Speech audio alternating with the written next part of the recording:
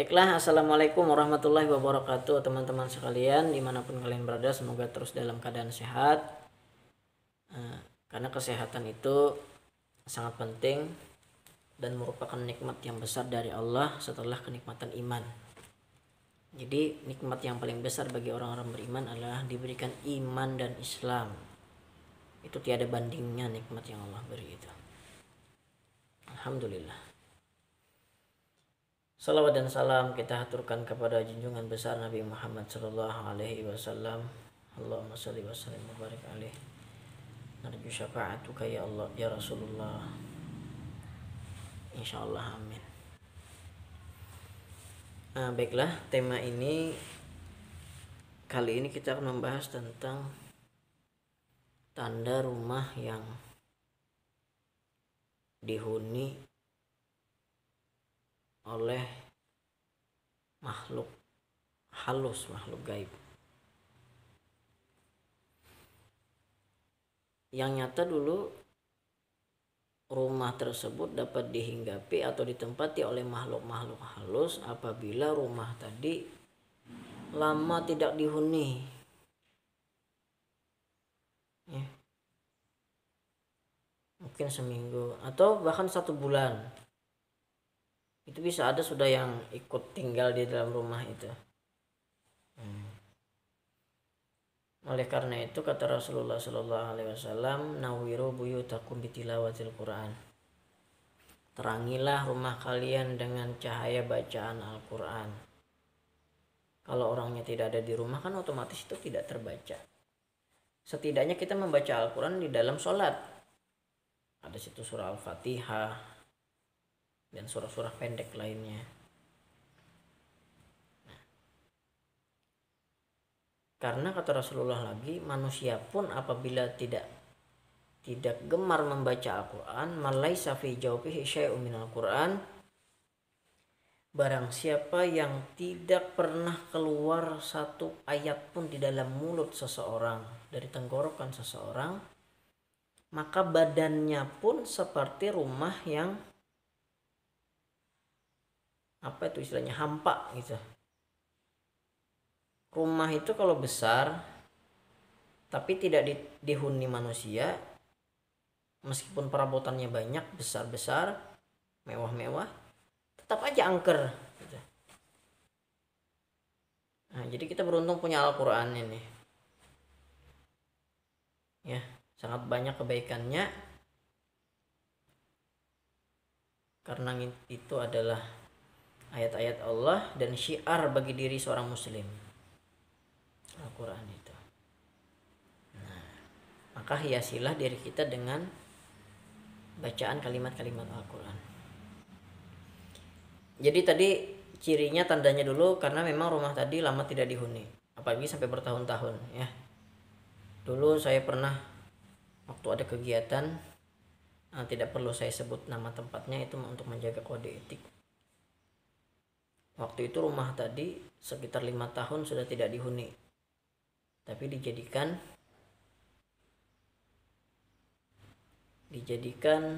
tempat penempatan alat-alat keperluan kampung. Akhirnya kami di situ, menetap di situ. Ternyata penghuni rumah di situ ya karena kedatangan manusia ya kurang suka ya. Jadi akhirnya diganggulah salah satu orang yang ada di dalam rumah karena dia lemah buluan, kerasukan sempat ya. Nah, kemudian ada teman kami juga yang ikut membantu untuk menangani perempuan tadi supaya cepat sadar. Ternyata setelah ditangani, kan yang ditangani ini marah ya. Kalau yang saya rasa waktu itu seperti ada seorang perempuan kurus mengelilingi rumah tadi. Kemudian dia sebentar-sebentar masuk, sebentar-sebentar keluar, sambil seperti menonjok, kalau bahasa kita manusia ini menonjok-nonjok ke badan perempuan yang mengobatin perempuan tadi, sampai sesak ini dada, badannya sakit-sakit. Terus apa yang saya lakuin ya, Ternyata terapinya, ruqyahnya itu melalui sholat. Saya sholat sunat taubah 2 rakaat di muka depan pintu rumah itu. Ya, ketika saya sudah selesai sholat sunat taubah, ternyata langsung lega orang tadi bernapas, perempuan tadi. Alhamdulillah bisa tidur nyenyak malam itu. Nah, ternyata berobat itu bisa juga dari sholat ya. Jadi silahkan saja bagi siapa saja yang merasa tubuhnya seperti ada gangguan, ya seperti yang saya sebutkan di video saya sebelumnya tentang ciri-ciri tubuh yang mendapat gangguan gaib itu. Kalau mau coba nih silahkan kerjakan sholat sunat taubah 12 rakaat. Rakaat pertama membaca surah Al-Kafirun, rakaat kedua membaca surah Al-Ikhlas, Qul huwallahu ahad. Kerjakan saja 12 rakaat, berarti itu 6 kali salam. Ya, 6 kali salam ya. Tapi kalau diusahakan dengan khusyuk bacaannya. Kalau bacanya tidak pas juga ya gimana ya. Jadi silahkan benahi dulu bacaannya sehingga sholat kita benar-benar dapat menghadirkan hati, bacaannya tepat. Insya Allah kalau memang dikerjakan dengan benar, gerakannya benar, nanti kalian akan merasa seperti mau apa ya, bahasa kami di sini tuh meriga, atau apa ya bahasa kotanya itu, apa ya pemirsa, meriga gitu ya, seperti gitu. Nah, jadi nanti keluar angin dari dalam tubuh. Nah itu insya Allah tuh jinnya keluar itu waktu itu, karena dia nggak tahan berada di dalam tubuh orang yang dalam keadaan berzikir. Sholat itu zikir hakikatnya ya. Hakikat daripada sholat adalah zikir. Zikir itu adalah doa. Doa itu kepada siapa? Kepada Allah. Kalau kita sudah dekat sama Allah, maka tidak ada lagi makhluk yang mampu memudaratkan kepada diri kita, baik itu yang datang dari langit maupun dari bumi. Jadi dekati Allah. Ketika kita punya masalah, dekati Allah, bukan dekati kepada selain Allah. Apalagi datang kepada dukun, mencari solusi selain daripada jalan Allah. Wa man arada an dzikri fa inna lahu ma'isyatan dhanka. Barang siapa mencari jalan penyelesaian masalah bukan kepada Allah, maka sesungguhnya mereka menemui jalan penyelesaian yang semu, malah bertambah-tambah masalah. Ya. Nah, itu coba saja, saya sudah pengalaman mengalami itu. Alhamdulillah terbukti keluarlah jin. Karena kenapa saya bisa mendapatkan itu bukan berarti saya bisa kerasukan gitu, bukan. Karena saya memang bisa ngobatin orang, bukan bisa ya, pertolongan Allah saja ini. Hanya pertolongan Allah, saya tidak punya daya dan apa-apa. Saya usahakan cabut angin kepada orang yang bermasalah tentang gaib-gaib ini. Dan biasanya kalau hal gaib ini dilawan, dia bisa nyerang balik. Apalagi yang sifatnya kiriman-kiriman ya, santet mungkin. Bukan santet sih, itu asal terlalu besar. Saya ini hanya menangani yang biasa-biasa saja. Tapi sejenis segitu juga sih. Nah, itu yang tukang kerjakan itu, tukang kirim itu tahu kalau ketika kita membuang yang itu dari tubuh seseorang, maka yang tukang kerja itu tahu bahwasanya dia sedang dibuang. Nah, ketika itu maka dia bisa memikirkan untuk mengerjakan kepada kita juga. Jadi risikonya ada. Ya, jadi mohon doa untuk teman-teman. Karena ilmu ini memang ada ya. Dan pasti Allah akan berikan penawarnya, obatnya. Segala sesuatu ada penawarnya, ada obatnya. Akan tetapi ada satu penyakit yang tidak ada obatnya, yaitu penyakit tua. Itu kata Rasulullah SAW.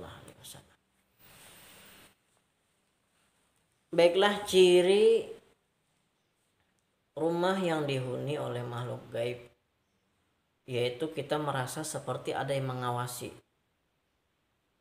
Ketika kita berada di rumah itu, entah kenapa seperti ada yang memperhatikan kita. Padahal ketika kita lihat tidak ada siapapun misalkan. Atau mungkin kalau misalkan makhluk tadi mempunyai kekuatan yang lebih, ya, karena jin itu pun memiliki tingkat yang berbeda-beda. Kalaupun sampai ada yang berani mampu menembus alam manusia, itu memang dia punya kekuatan lebih daripada jin-jin yang lain. Akan tetapi makhluk tadi pun tidak bisa juga berbuat apa-apa sebenarnya. Misalkan begini, kita kan hidup di darat.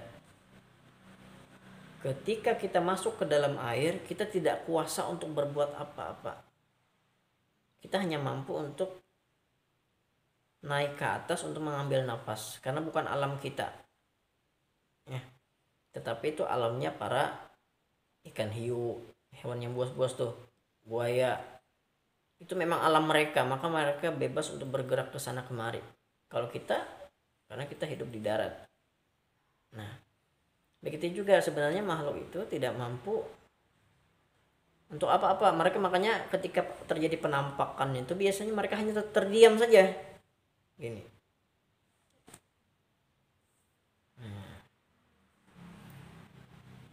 Ya. Berbeda halnya ini, kita makin ke samping ke sana kemari ya pembahasannya, pembicaraannya. Berbeda lagi dengan halnya kuyang. Kalau kuyang itu mereka itu seperti ada perikatan janji dengan iblis. Nah, mereka itu belum meninggal, masih berwujud manusia. Jadi bisa dikatakan separuh manusia, separuh ya tadi keterikatan tadi dengan iblis. Mau dikatakan manusia ya karena memang masih hidup ya. Dan itu nyata adanya, Masya Allah, ilmu-ilmu yang seperti itu. Kenapa tadi saya katakan keterikatan dengan iblis? Karena yang pernah saya lihat itu memang tubuhnya itu seperti, bahasa kami ini lincar, licin, karena mereka diolesi oleh liur iblis, laknatullahi alaihim. Nah, mudah-mudahan Allah lindungi kita daripada gangguan-gangguan mereka ya Allah. Kami tidak mampu jika tanpa pertolongan Engkau ya Allah. Jadi tadi kemana pembahasannya ya?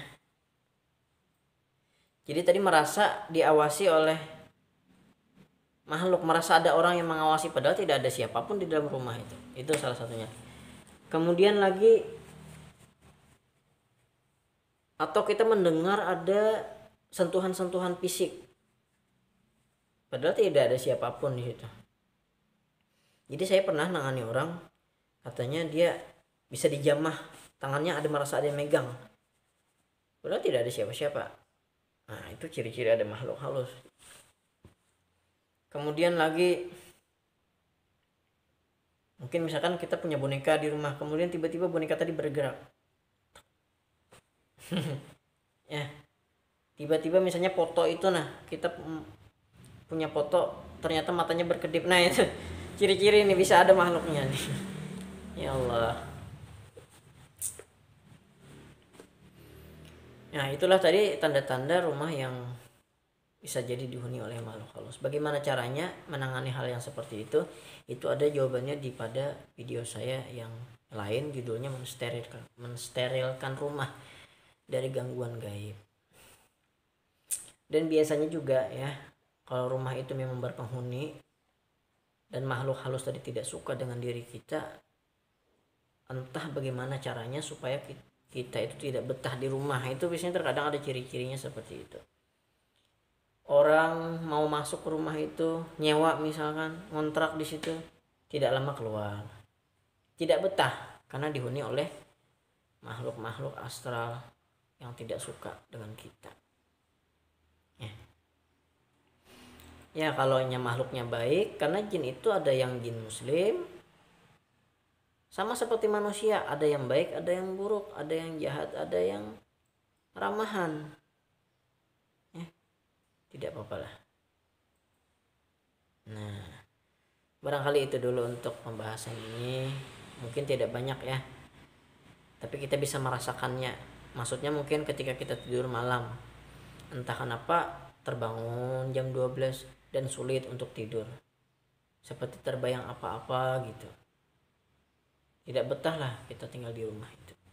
Semoga bermanfaat dan semoga Allah berikan solusi dari setiap permasalahan dalam hidup kita. Amin ya Allah ya rabbal alamin. Terima kasih, hadanallah wa iyyakum ajma'in. Wa akhiru da'wana alhamdulillahi rabbil alamin.